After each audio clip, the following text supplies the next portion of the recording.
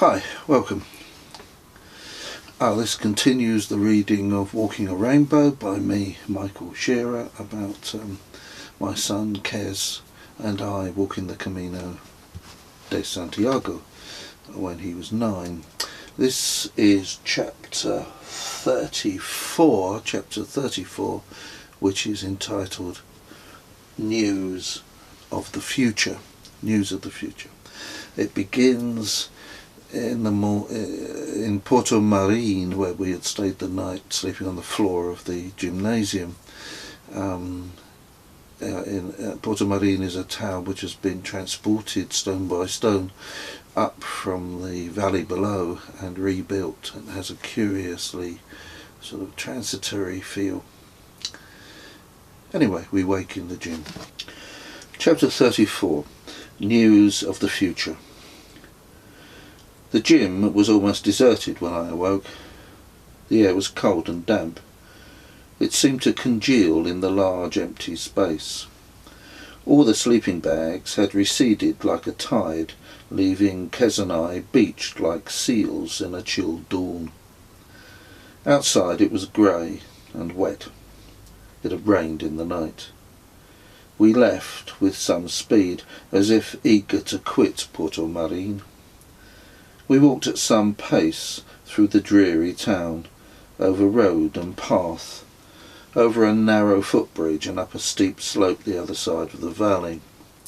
Fat, slimy, immaculate black slugs, slow as a meditating monk, sleek as spivs, were out in the wet, as were small yellow snails. When Kez wanted to pause to appreciate spiders' webs, festooned with dew, like exquisite sculptures of pure water, I hurried him on, impatiently. I wanted to get on once more. The lessons of taking time weakened, as if the magnet of the end, now close, pulled more strongly, like approaching death, revving up a fever, drawing back the energy it had lent out. It burned through me. The landscape sped by, almost unnoticed. I stopped taking notes. I recall only a small dead fox by the roadside, its bloody nose, its swollen tongue protruding grossly, slug-like, its ears still laid back in shock at the swift and horrific vehicle which had killed it. We circled hillsides to Hospital, crossed a main road, and then plunged into a warren of paths and walled lanes. We gradually slowed as we made distance from Porto Marine, and the grey cloud cleared. As the sun emerged, the way became magical. Narrow tracks through shrubs and tall trees, dappled greens and yellows, a tunnel of glinting jewels, and, as the raindrops evaporated, a musky incense of eucalyptus, heady and invigorating. On a mossy platform in a patch of pine, stretched out like a bearded version of Alice's caterpillar, was Claudio. We embraced warmly. I brewed up some tea. "English tea is very good," said Claudio appreciatively. "It is much better than the Spanish tea." "I know, I've tried it. In Spain it is thought of as a medicine for the sick." "Well, if they weren't sick before they drank the stuff, they would be afterwards." Claudio went quiet and looked serious. "What's wrong, Claudio?" "I have finished your chart." "Oh, my horoscope?" "Yes." "It's not that bad, is it?" "There are some bad things. You will need to be careful, to go along with the changes and not to resist them. You have a double transit of Pluto in the next year, in the early part." "Is that bad?" "It can be. It is a time of great change." He looked me sharply in the eye, as a doctor might, sizing up a patient to see if they could take the worst. "There are good things too. You have a good analytic mind and always will. Good intuition also. Sun in Virgo and Moon in Pisces, they are in opposition. It is the most important feature in your chart. Is that the bad bit? No, it just means that your main life's task is to harmonize the head and the heart, the reason and the feelings. Well, I thought that was everyone's task. Kez started collecting old dried eucalyptus leaves and shredding them into a pile.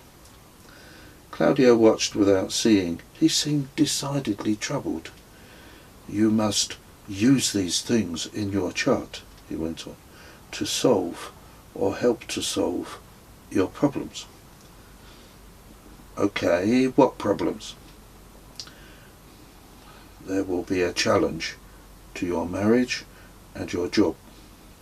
Perhaps illness, physical illness, chronic illness, and a trouble for your sanity, psychological problems. There is much need for a strong emotional base. Pluto is a slow planet. The effects will last about 2 years. Claudio looked at me with some tenderness, as if apologizing. I didn't know whether to believe him. I will show you in your chart. Kez had spread his eucalyptus shreds in a cigarette paper and rolled it up. He lit it and sucked the smoke in, trying to look at the end to see if it was alight. How is it, Kez? Disgusting, he replied, inhaling deeply. Would you like to know when you die? Asked Claudio. I thought astrologers never told people things like that.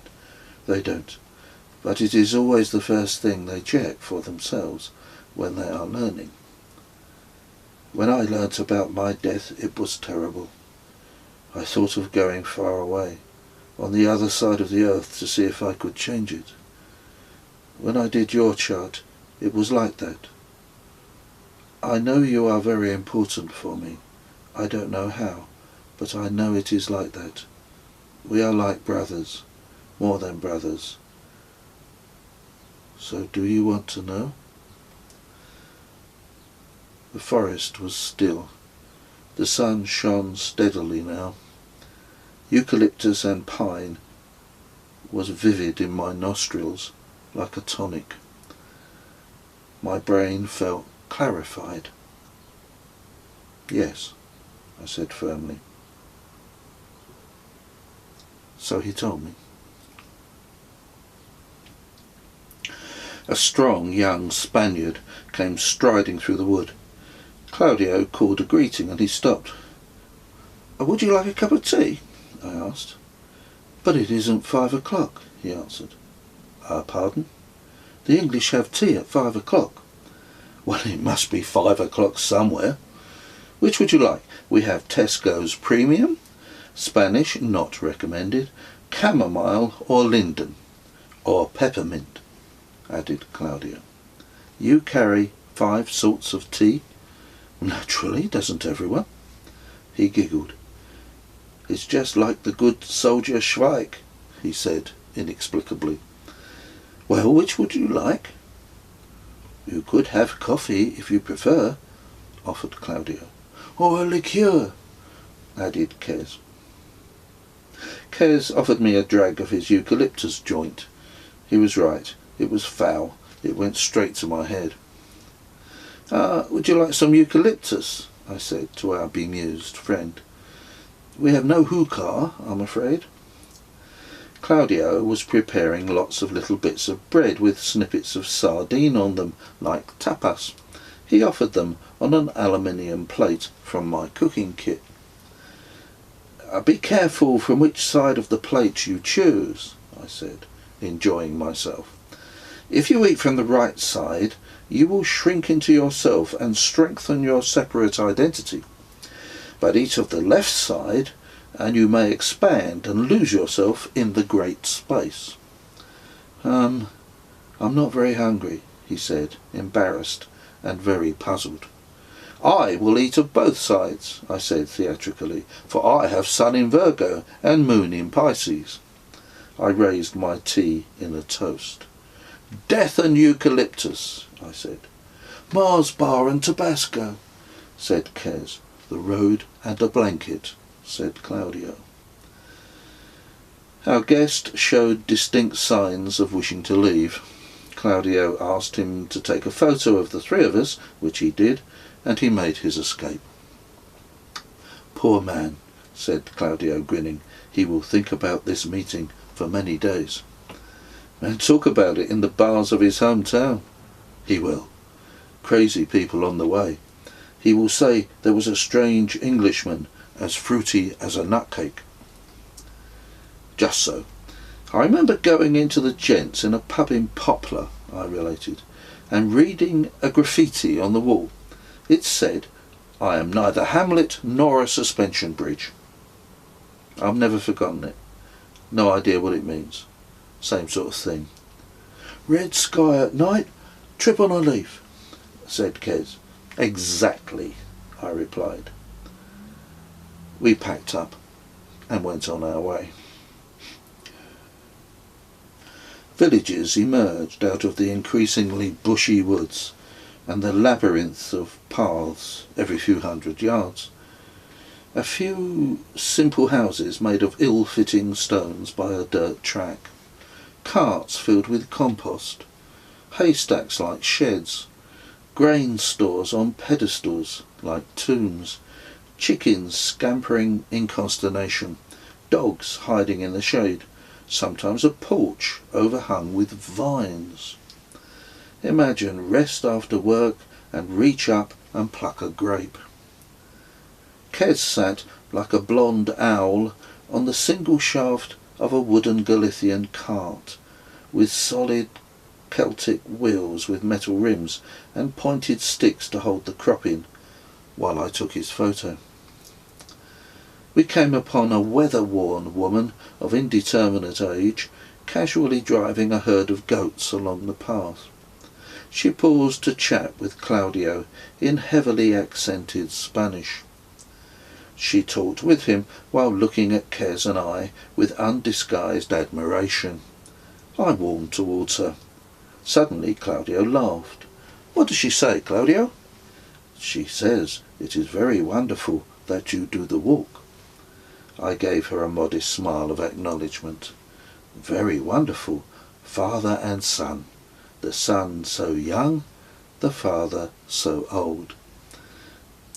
The smile checked itself, and I felt a decided need to move on. Eventually we descended a gravelly path past a football stadium into Palas de Rey, a bland place, almost deserted. Claudio was supposed to meet the film crew here and went off to find them. The refuge was at the priest's house, a shed-like building in his front garden. He greeted us warmly, as did his dog, a small white terrier scampering about in excitement. The priest's elderly housekeeper plainly disapproved of us and scowled behind his back. Give her a few more years and she would stop this pilgrim business. Our room, like an attic, upstairs in the shed, was used for storage. It was full of the detritus of the ecclesiastical life, broken chairs and a lectern, a crucifix and various crosses, bits of vestment, stubs and shafts of candles, long tapers, some dented plate, sheet music, dusty leather-bound books in piles, an odour of incense and foxed books. I propped my rucksack in a corner, sat on the floor and took up a book from the top of the nearest pile. It was an odd volume of liturgy.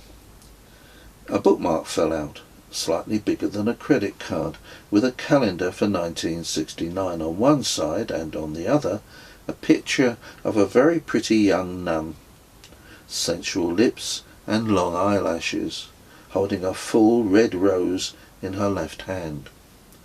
She stood in profound contemplation of it, held gently in her slender fingers, the thorny stem trailing down her palm.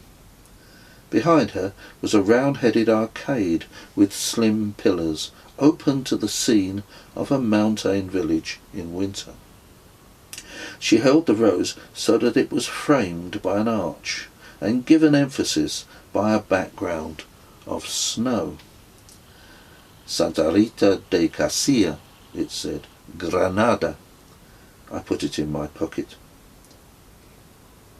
I had a wash in cold water at a basin downstairs while Kes played with the dog. Then we laid out our sleeping bags and had some tea before going off to find the film crew and Claudio. They were treating us to a meal on their expense account. The food was fine and the atmosphere friendly, but conversation was almost entirely in Spanish and we felt left out of it. Kes was intrigued by the whole filming business. It was arranged that he would get a lift in a van with Claudio and the crew the next day, and they would spend a day filming here and there, and meet up with me in Arthur. They would call for him in the morning at our refuge. Claudio was staying at a school at the other end of the town. Back at the refuge, a group of 6 French Catholic girls arrived, young, late teens maybe, tender and delicate, like a bowl of newly picked peaches. I suggested that Kes and I vacate the room for them, but they wouldn't hear of it. They were fresh and lively, enthusiastic and enlivening. They bustled about, thrilled with the whole adventure. We sat on our sleeping bags and watched as they took turns to go downstairs for a wash, the musty room rippling with excited chatter, shouts up and down the stairs, girlish laughter. Soon they settled down to pray. They all knelt, a grove of girls, eyes closed, devout, their fervent young voices caressive in the holy peace of the room. The ecclesiastical debris all around helped the sense that more than 2 or 3 had gathered together to make something more. A sweet moment. Then they began to undress for bed. They had no modesty. When they got down to their underwear, chivalry got the better of me, and I went out into the quiet garden in the cool of the day for a cigarette. I returned to find them all tucked up, cosy. There was a chorus of innocent good nights. Kes, I discovered, had stayed put. He sat on his sleeping bag, goggle-eyed, in a state of shock, and babbled about the removal of what was apparently a particularly fetching pair of blue nylon knickers.